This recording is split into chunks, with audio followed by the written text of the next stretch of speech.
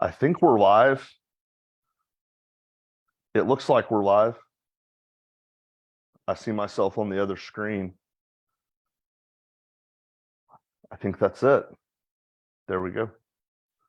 Now I can hear myself talking on the other screen. All right, I've successfully navigated the matrix once again.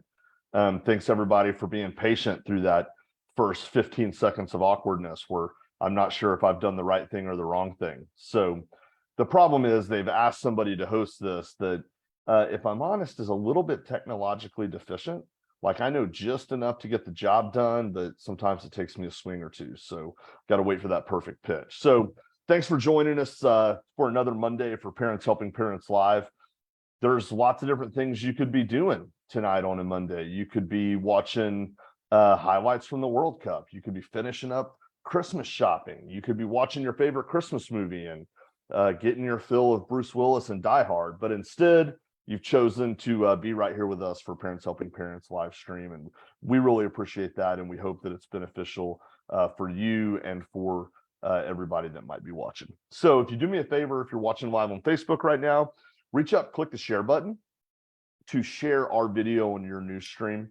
The reason that's important is because it exponentially increases the amount of people we could reach. It gives people access to this content who might not otherwise see it. Based on what we know about substance abuse, based on what we know about mental health, and really just based on what we know about what it's like to live in 2022, almost 2023. It's a little bit of a train wreck out there, people. So lots of people are hurting. Lots of people are struggling. Sharing this video could provide a message of hope, could provide resources for somebody that needs it, and quite literally could change a life. So if you would reach up, click like, click share, that really helps us out to share the message and to share the story that Jamie and Thomas are going to be sharing with us later tonight. If you're catching this on somebody else's news stream, if you're catching this on YouTube, we're really happy that you came across Parents Helping Parents. We are a Oklahoma City-based nonprofit organization founded by parents, primarily run by parents, with the mission of providing education, resources, and shared experiences for people who have a son or daughter any age who might be struggling with a substance use disorder. So we've got families in our organization who have younger children, middle school, high school, who are just beginning to experiment and have problems with drugs and alcohol. We have parents on the other end of the spectrum who are well into adulthood with their children who might be experiencing drug and alcohol problems. And we've got parents who are all the way in between. Some of our families have been able to find recovery.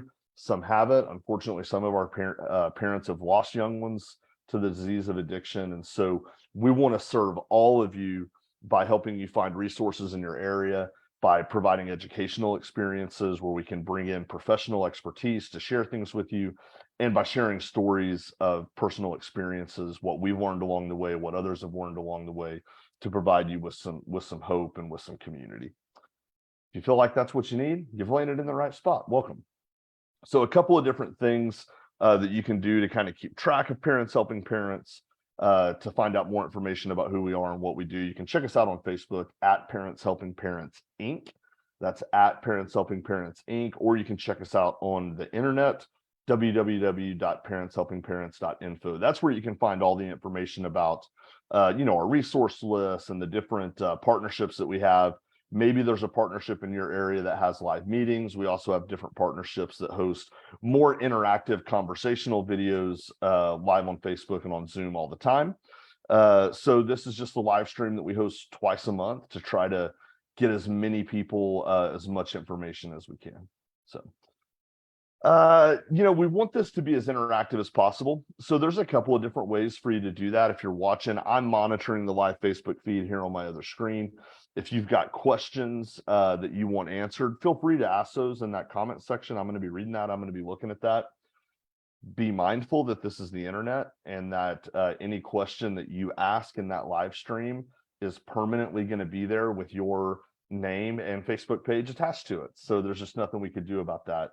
Long after this civilization has died due to another giant comet, this will be on the internet. So the next civilization will find it and they will say, well, why is John Doe asking this question? What was he going through? So if you're concerned about that, if you're wanting to protect your anonymity, if you're wanting to do things a little more privately, we have a way for you to do that too.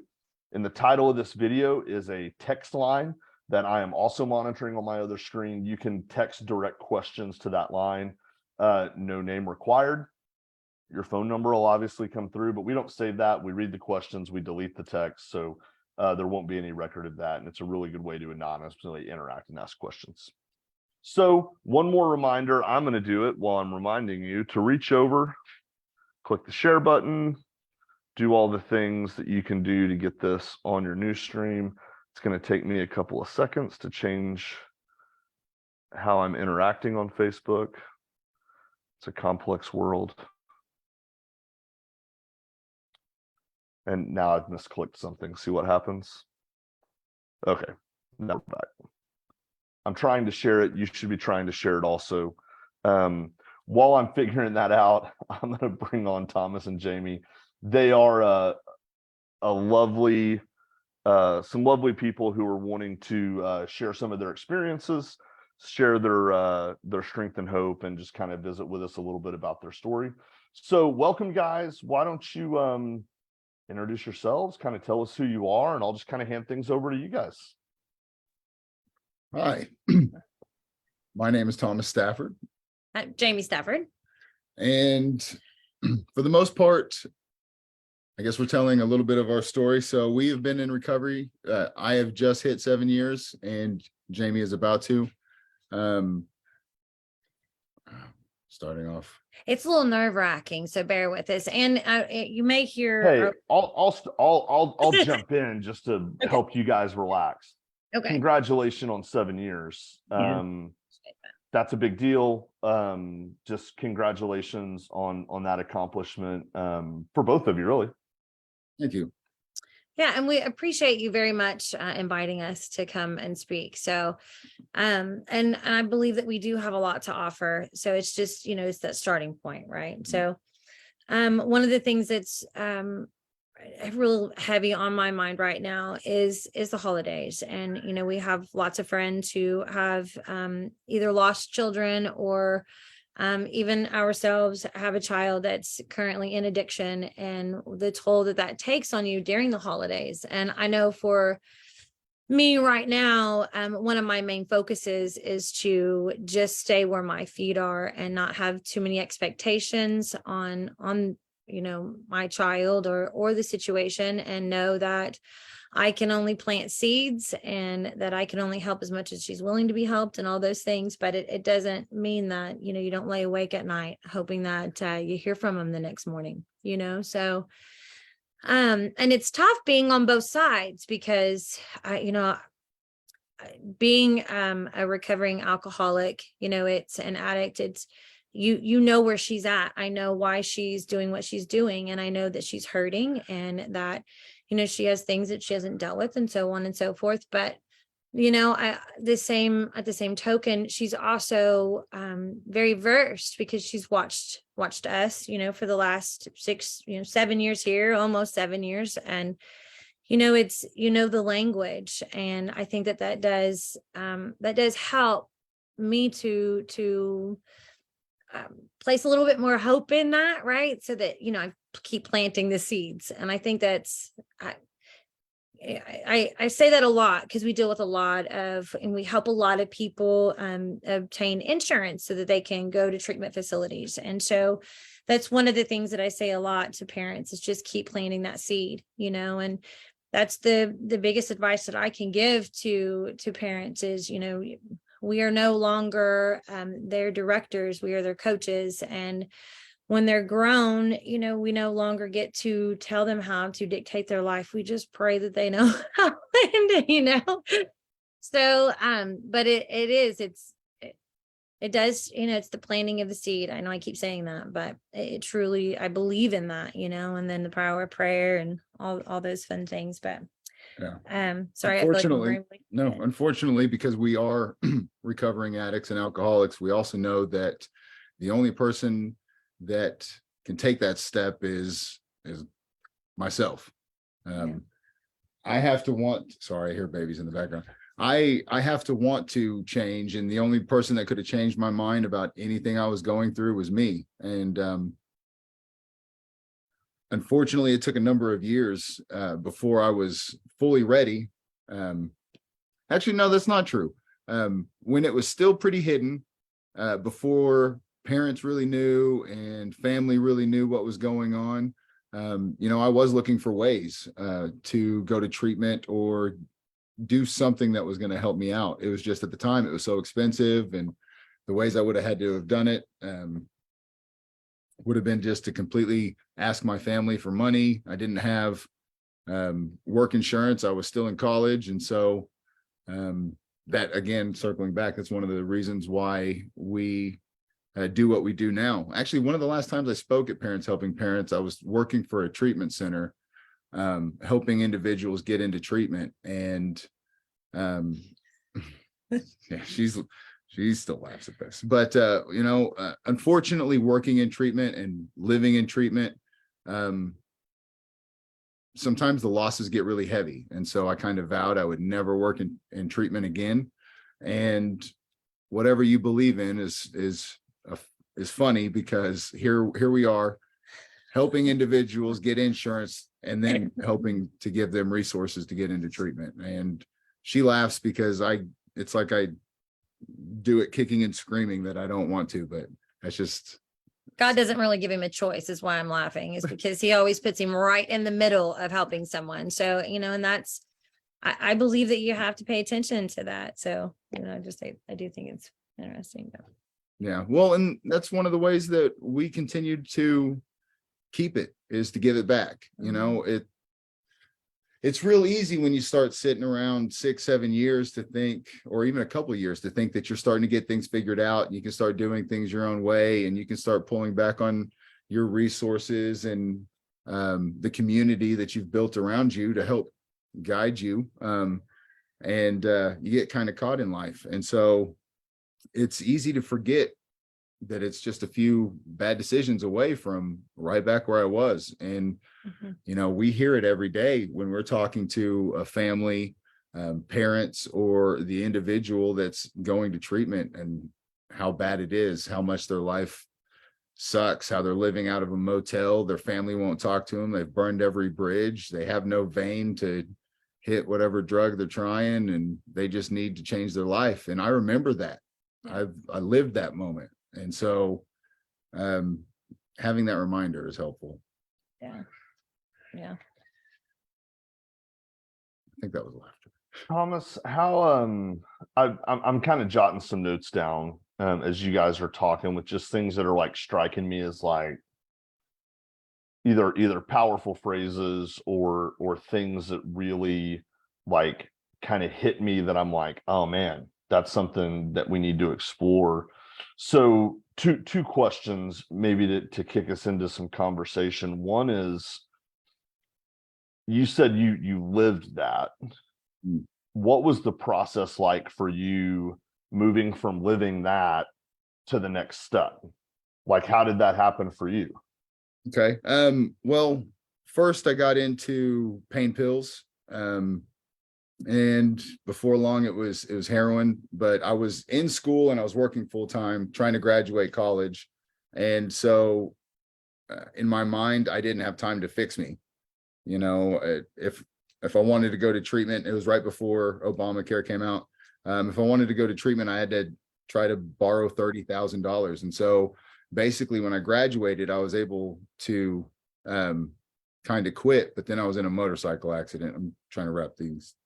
And then that's when everything just kind of broke loose. It was like I had a license to do drugs. I had prescriptions everywhere. And I mean, I didn't just stop with pain pills. And during that time or before, when I was wanting to quit, I would try to put myself in withdrawals. I would try to utilize resources, but try to utilize resources that wasn't going to put my business out there and let everybody know that I was a closet heroin addict. But in the end, it's such a battle of going through withdrawals, the daily hunt of being a drug addict, and then just how does the book put it? Not wanting to live, but too afraid to die. Just misery, trying to be able to find your way out. but yet still trapped very much in wanting your next fix. So what did it take for you to get out of that? Oh, yes, that was one of the main things. It actually, I joke about it, but a good friend of mine was talking to me, and I was out there, and he was telling me that he was worried about me, and something about him telling me that, I just said, God, you're right. And during that, as soon as I said that, I said, I need help. And police lights came on right behind me, right after saying that. And funny enough, I was getting pulled over for driving my truck that I just got back from Oklahoma County, but I reported it stolen. I was driving into Cleveland County. So I got pulled over for driving my own truck I reported stolen. And all of a sudden there was this warrant that came over the radio, and I was in jail, luckily in Cleveland County, not Oklahoma County. So I spent, my family wasn't going to come get me. They were like, that's enough. It doesn't matter if you have money at your house. Nobody cares. We're not coming to get you. That's when everything was exposed, right? They knew that I had problems with drugs, but it was like pain pills.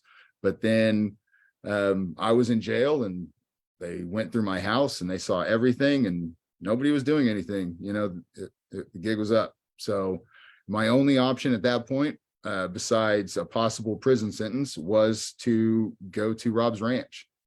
And after a month of sitting in jail, I was pretty grateful for that Rob's Ranch bed, because I was waiting from Cleveland County to McLean and possibly Oklahoma County. And once I got there, it was, I don't know, something about looking over your life in that orange jumpsuit, knowing that it could very much be completely different moving forward. And just, I don't know, I was forced that opportunity. I'm just very grateful I took it.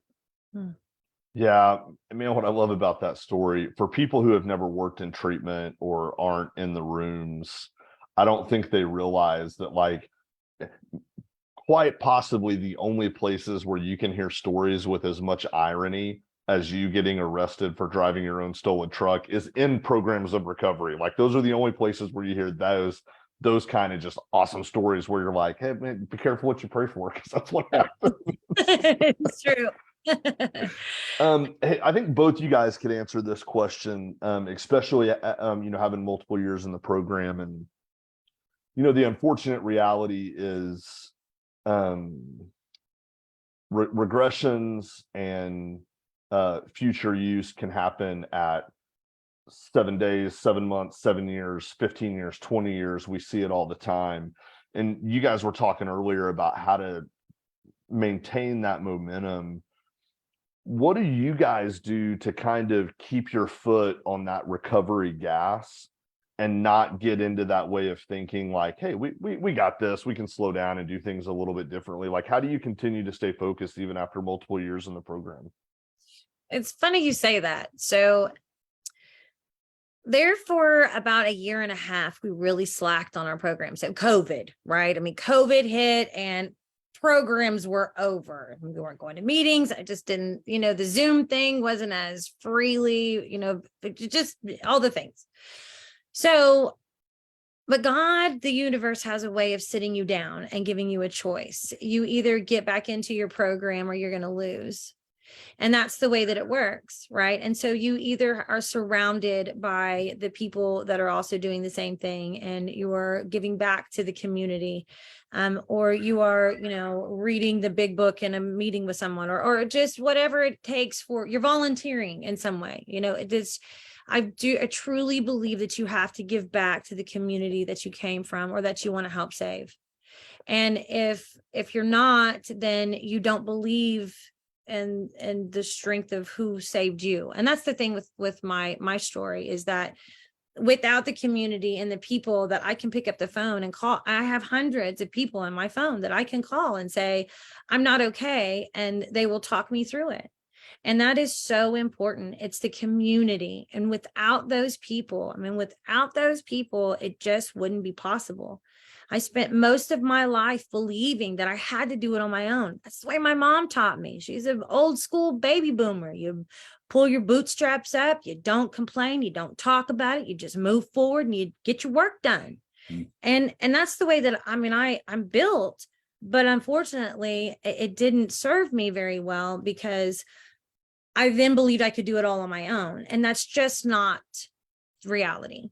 And so now I've learned that, how to build those relationships, and those people can trust me and lean on me as well as I can lean on them when, when it's necessary. And I just believe if we could build this huge community of people that lifts each other up in the midst of close to failure, because it can happen easily, easily. Anything happens, a death, any kind of traumatic event, then, just life itself, can be stressful. And if you're not prepared and you don't have your feet settled, then, you may get knocked over and not realize it, so it's.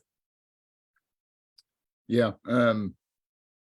Well, and I can even speak on exactly that in my own struggles. The pandemic absolutely, and the isolation and lockdown with family for way too long, that definitely played a part. But for myself, I was pretty close to a relapse before realizing how close to a relapse I was. I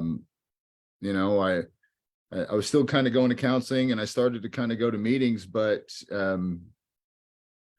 there was plenty of reasons why I did drugs and alcohol. It was my escape. And so eventually, after your brain heals a little bit and you've moved forward and into just staying sober, you get to start dealing with a lot of your childhood traumas and a lot of the reasons why you wanted to escape so bad. And so when that really hit me after the pandemic, that stirred up everything that it possibly could have, I went back to basics. I moved back into the Pella house for a little bit and went back to my 5 a.m. meeting. With babies and little kids, it's hard to both go to the 5 a.m.s. And so we'd go back and forth, and just make sure to get back into the community, get back into basics, and make sure that you were constantly working on yourself, because it's an everyday battle. And if for myself, I don't know, it's not one that I want to let up on. And unfortunately, sometimes you realize that when I'm as close as I was, or watching another individual with a number of years ruin everything he built or they built, right? Mm-hmm. And so unfortunately, in this program, watching the mistakes of others really can help set you back on your path too. Yeah, I love that idea of staying grounded in basics. And I absolutely love the idea of like the power of community. And for families that aren't watching, like, you can, just because you might not be the person with the drug or alcohol problem, there are still lots of ways that you can use community for your advantage with, Al-Anon 12-step programs and other support groups that can be just as beneficial. But man, sometimes I think we don't realize pandemic was hard for everybody. I get it. Maybe not everyone. Pandemic was hard for a lot of people. I think some people really thrived in the pandemic because they were like, what? I love being home by myself. This is great. I don't think we realize the likely devastating impact that pandemic had on the recovery community. Yes, absolutely. Yes, it was pretty, because we hadn't been in the rooms for a while, and you go back and you hear who's there and who's not, who survived, and the rooms are completely different. I mean, it really was tough. And I believe that we're just getting out of that ripple effect, and so we're on the back end where now it's just the emotional leftover ruins of what happened. And, a lot of people were like us, and we did have lots of unsettled, unsolved issues, right, from the past. And so then you're trapped in your house together with each other's own issues and not knowing how to deal with that stuff.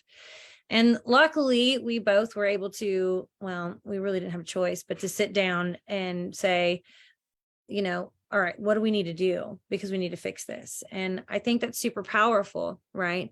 Is to know that there is a solution. And that's something that I didn't know before. And you're right. There are so many resources. And if anybody needs those resources, call me, send me a text, shoot me a message, whatever.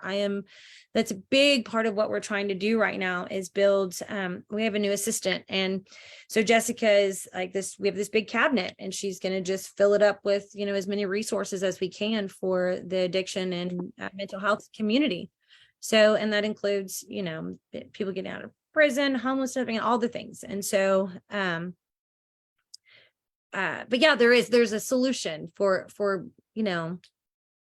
any kind of group that you're looking for. It's out there. You'd be surprised. So, Well, and we didn't get to finish it because we fell asleep and we're sitting on our nice, beautiful couch. But anyway, Stutz on Netflix. Yes. And so we haven't finished it, but one of the things that it talks about is if an individual is depressed, get them moving, get them working out, and then get the relationships going. And that's 85% of it. Mm-hmm. So, Mhm. I mean, when we were hearing that, I was just like, that's amazing, because back to basics. Mm-hmm.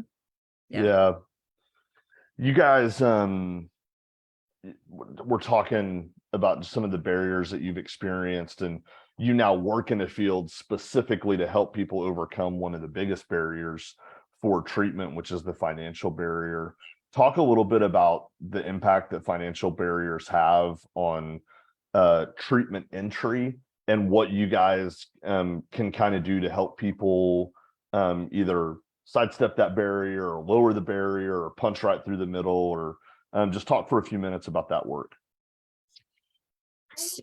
So there's always several options. So people may qualify for Medicaid, and that's what we do because we're insurance brokers. And so that means that we try to find the best solution for whoever we're working with. And if their current need is treatment, then of course that's what we're focusing on, right? And so, if they want to stay on Medicaid, they do have the option, right? And so then we help them find state funded facilities that they would want to go to, give those lists. If they want to go ahead and apply for the ACA or Obamacare, then we can also have that option. When we have that option, there's different levels or different things that, it takes to qualify, which, they've got to file taxes and things along those lines, just meet the ACA guidelines. And then we're able to work with them and give them several different options for different treatment facilities. So if we have a new caller or someone that's just, received our number just from anyone and, they're seeking treatment, we give them a list of the people that, that could help them. And I always tell them, you call these people and use it as an interview process. You figure out which facility is going to do the best for you. Right. And so, and if we can help them, awesome. If we can't, then we definitely send them on to someone that can. So, we never leave anybody stranded. So, and that's the goal. And they always know that, and that's one of the things that I tell everyone that calls, that if you decide tomorrow to bail out and go back on the streets for a while, I don't care if it's 5 minutes or 10 years, you call me whenever you're ready. So, and I think it's super important for people not to feel that, okay, well, if I continue to make mistakes, are you going to let me come back? And when with my child, it's a little bit different, right? And you still have to have those boundaries as an agent, but at least there's that open door, and I just feel that, if you don't know that there's that option, that there's some way out, that, maybe you just stay trapped in it. So That's what I did. Yeah. When I was in school, before Obamacare came out, if I was trapped in it, I could tell my family and try to borrow money, or I could just try to withdraw myself, which is what I kept doing and kept kind of failing at. mm-hmm. And Yeah, I'm sorry, excuse me. Yeah, you're good. You guys have all kinds of stuff going on. I saw a dog. I hear some children. Yeah, the promises right there. Yeah. But yeah, so now being able to, since the Affordable Care Act covers treatment, the 10 essential benefits, people can seriously just take that option to find insurance that they probably qualify for. And most people don't know that they do, just depends on how much they make. And they definitely have to file taxes. And then it basically pays for treatment. And then not only that, but being able to work with a lot of the treatment centers, previously kind of working in the industry, it's easy to call a handful, find out what insurance they take, and depending on where they want to go, we just sign them up with the carrier that accepts that or that the treatment center accepts, and they get an opportunity to change their life. And the best part is I have clients that have hit 3 years of sobriety, and it's amazing. It's one of those things that, again, like I said earlier, I've tried to argue with. I love helping people, and there for a while I was getting a lot of calls about people needing to go to treatment, and it can be a little, like I said, overwhelming. But somehow that's just where we keep ending up, is helping people find a way to get into treatment. Yeah, I think describing it as overwhelming is 100% accurate. What would you, advice might not be the word I'm looking for, but what would you guys say to a family, or maybe even an individual who comes across this video, who's out there listening, that was really struggling, or a family that had a family member that was really struggling? What would you guys tell them in terms of like, hey, here's the first 2 or 3 things you should do, either as somebody that's struggling or as a family member who has somebody struggling? What would you guys tell them to do? Well, I guess absolutely utilize your resources. I guess it depends a little bit on if you have a family member that's struggling and they want help. That's an easier road, right? Because we can make a couple calls, we can get insurance, or at least start talking to a couple of treatment centers, and they're on that road. They have to take first couple steps themselves, but they're wanting it. Now, a family member of a loved one that does not want help, or doesn't think that there's a problem, or is in their absolutely self-destructive state, there's a whole different set of, Find the community, Yeah. because there's a huge community, and there's lots and lots and lots of people that go through that. I mean, sorry to interrupt, but that would be my number one step. Reach out. Do not hesitate, and don't wait. I think that's one of the things that we do the most as a human race is procrastinate and wait. Yeah. And say, well, I'll do it tomorrow because, or I can't right now because, and tomorrow and the next day continues to happen. So, and that's just the longer that you have to suffer. And, being right in the middle of it, sometimes we get addicted to that too. And so, getting away from that chaos, getting away from the way that feels on both sides may also be hard.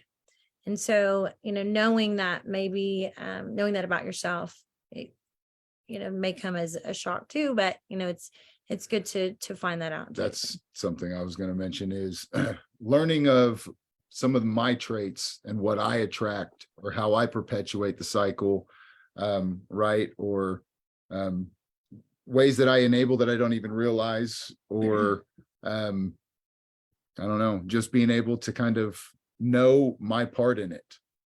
Whether I'm the drug addict and on that side of the problem, or if I am the best friend that is enabling, or the parent that unknowingly participates. And Yeah. that's what I really had to learn, is that in thinking that I was caring for, I'm participating in. Yeah. And learning that difference is a struggle, and it's really hard, because you want to take care of them, but at the same time you're not. So well, and then it's also extremely easy to tell you how it needs to be done, because that's what I've learned from hearing other people. But then when you walk it, right, that's a different ballgame. Yeah, I love that you guys said learning how you participate. I see a lot of families who get stuck in this shame cycle because they feel like they should have known better, but nobody ever told them, like, this is what you should be doing different, right? Like, sometimes we've got to learn that what we're doing is actually making things worse.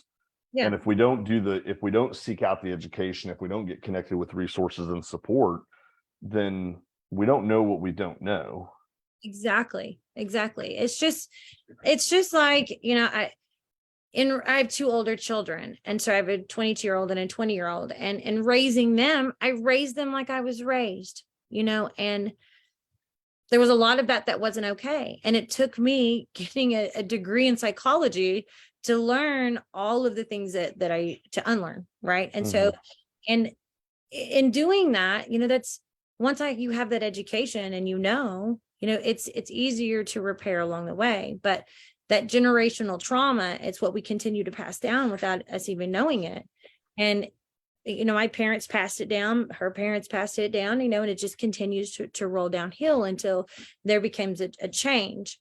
And my family, that is me. I am that change. I am making the complete shift. And there's a lot of things that even my mother disagrees with me on how I do things now, how I parent, how I live. She really doesn't understand how I don't drink, so it's, there's lots of factors there that she will never grasp, and that's okay, because, and she doesn't have to.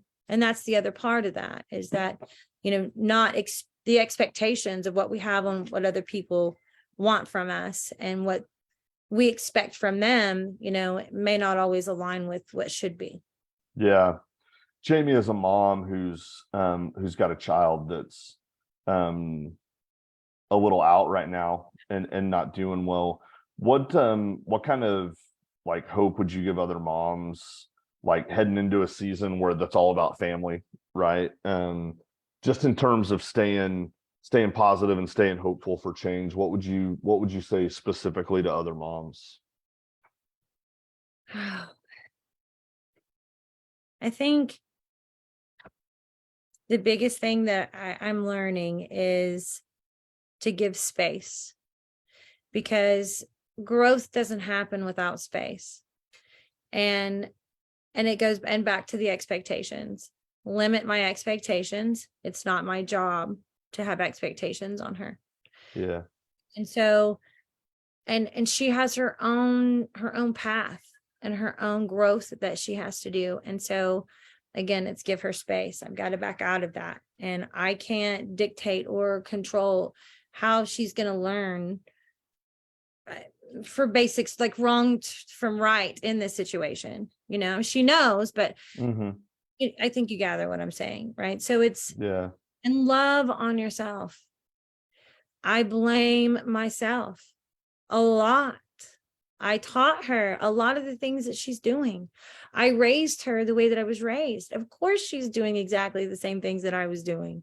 It's just a duplicate of, and again, it's that generational trauma. And so, but just, I know that I did the best that I could at the time. I didn't know any different. Now that I know different, if I were to continue that, then, then okay. But, and it's not being so hard on yourself. Right. And that's a big part of what I think parents do too, is, we beat ourselves up. It's my fault. I created this. I did that, all the things. I wasn't there. I didn't, the list can go on and on and on. But the reality is that now she's grown and she's capable of making her own choices. And so, being solid in that too is super important, not to be too hard on ourselves. Yeah, good. That's good stuff, man. Hey, thank you guys. For taking time out of your busy family and busy work schedule and busy holiday schedule just to sit down for a little bit and share some of your story. And two, thank you guys for everything that you do in the community and in the recovery community to help get people funded for treatment. And I know that this is only a small portion of what you guys do when you're out there in the trenches doing your thing. So thank you for that as well. And congratulations just on what you guys have been able to achieve in your own programs of recovery. That's great. A combined 14 years essentially of recovery experience between the two of you is fantastic. And the only other thing is I wanted to tell you guys is to have a really Merry Christmas and a restful Christmas. And I hope that it's jolly, and I wish it was going to be full of snow, but I don't think that's going to happen. So I don't think so. Not just cold. Just just really cold this week. Yeah, I saw that. Thank you So so much for having us. And I hope that we provided enough information, and I just yeah, it hope was great. they can reach out anytime they need to us for really anything. So Yeah, great, man. I appreciate you guys so much. Thank you for being here. For people that joined us, thank you. If you're catching this video on YouTube or on Facebook and it's still before Christmas, man, have a really Merry Christmas. If Christmas isn't your thing, have a really happy holiday and a happy New Year. We're always here for you guys, and we look forward to coming back first Monday in January with another live stream. So enjoy the Christmas holiday season and the New Year's. We'll catch everybody later. Merry Christmas. Thank you.